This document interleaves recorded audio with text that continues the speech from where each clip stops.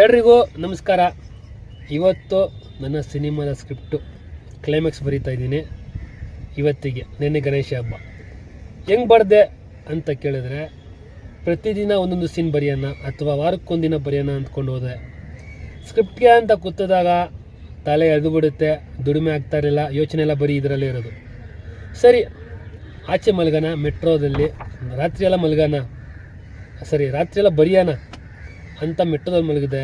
ನಿದ್ರೆ ಸರಿಗಿಲ್ಲ, ಕಾಳು ನೆಚ್ಕೊಳಕ್ಕೆ ಆಯ್ತಾ ಇರಲಿಲ್ಲ, ಸೊಳ್ಳೆ ಕಾಟ, ಬೆಳಿಗ್ಗೆ ದುಡಿಮೆ ಆಗ್ತಾ ಇರಲಿಲ್ಲ, ಮೈಂಡು ಓಡ್ತಾ ಇರಲಿಲ್ಲ. ಆಮೇಲೆ ಕೆಲವು ದಿನ ಗುರ್ತು ಮಾಡಿಕೊಂಡೆ, ಯಾವ ದಿನ ದುಡಿಮೆ ಕಮ್ಮಿ ಇರುತ್ತೆ, ಜನ ಯಾವತ್ತಿರಲ್ಲ ಅಂತ ಗುರ್ತು ಮಾಡ್ಕೊಂಡು ಆ ದಿನ ಪೂರ್ತಿ ಆವಾಗ ಸ್ವಲ್ಪ ಬರೆದು ಇವತ್ತಿಗೆ ಲಾಸ್ಟು. ಇದ್ರ ಮಧ್ಯೆ ನನ್ನ ಸ್ನೇಹಿತ ಒಬ್ಬ ಹೊರ್ತೂರಲ್ಲಿ, ಇಲ್ಲೊಬ್ಬರು ನಮ್ಮ ಮಹಿಳಾ ಸ್ನೇಹಿತೆ, ಅವರಿಬ್ಬರ ಹತ್ರ ಫೋನಲ್ಲಿ ಮಾತಾಡಿ ಡಿಸ್ಕಷನ್ ಮಾಡಿ ಇದೇ ಆಟೋದಲ್ಲಿ ಇದೇ ಸ್ಥಾನದಲ್ಲಿ ಕೂತು ಬರ್ತಿರೋ ಸ್ಕ್ರಿಪ್ಟು ಕ್ಲೈಮ್ಯಾಕ್ಸ್ ಬರೀತಾ ಇದ್ದೀನಿ.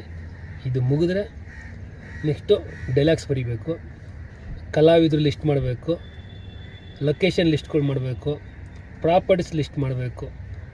ಅದೆಲ್ಲ ಮಾಡಿದ್ಮೇಲೆ ಅದು ಹುಡುಕಬೇಕು, ಕಲಾವಿದರು ಹುಡುಕಬೇಕು, ಲೊಕೇಶನ್ ಹುಡುಕಬೇಕು, ಪ್ರಾಪರ್ಟೀಸ್ ರೆಡಿ ಮಾಡಬೇಕು. ಇಷ್ಟು ಕೆಲಸ. ಅದು ಎಷ್ಟು ರೆಡಿ ಮಾಡ್ತೀನೋ